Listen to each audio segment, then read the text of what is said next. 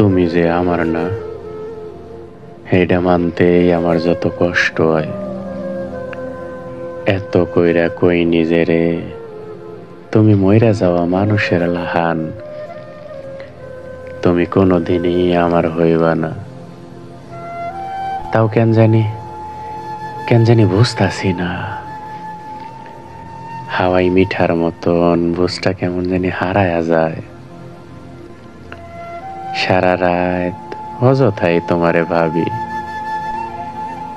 Viva পার কইরা দেই ঘুটঘুইটে অন্ধকার। তোমার লগে আমি সংসার করি, তবে স্বপনে, কল্পনায়। আমগো একখান ঘর আছে, উঠান জুইরা ফুল গাছ। তোমার খোলা চুলের গন্ধ আমি পাইতাছি। সাত সকালে তোমার কাঁচা হাতের রান্ধন, উফ কি চমৎকার মশলার ঘেরান, কি বিরাট ভোজের আয়োজন। স্বপন ভাঙলে দেখি তুমি নাই। ডাইনে বাইয়ে চাইয়া দেখি খালি বিড়ির ফিল্টার। তোমারে যে অন্য পুরুষে ছুঁইতাছে, হেডা কেন জানি মানতে পারতাছি না। ভাবতেই শরীরটা তালগোল পাকাইয়া অসুস্থ বোধ করতাছি।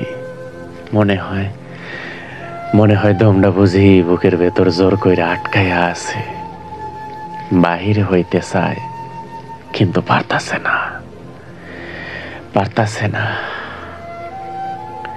তোমারে অন্য কেউ ছুঁইব কেন ছুঁইব।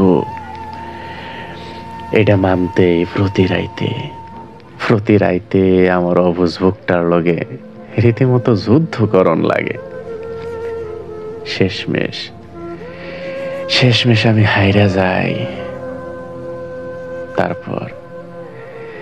তারপর দু চোখ জুইরা শ্রাবণ নাইমে আহে। হাত পা শীতল হইয়া কুকরাইয়া যাই দফায়। আবার শান্ত হই। শরীরের বায়োলজিক্যাল ক্লক রে বুইরা আঙ্গুল দেখাইয়া হের অভ্যাস পাল্টাইছি। ঘুম আইব না অত সহজে।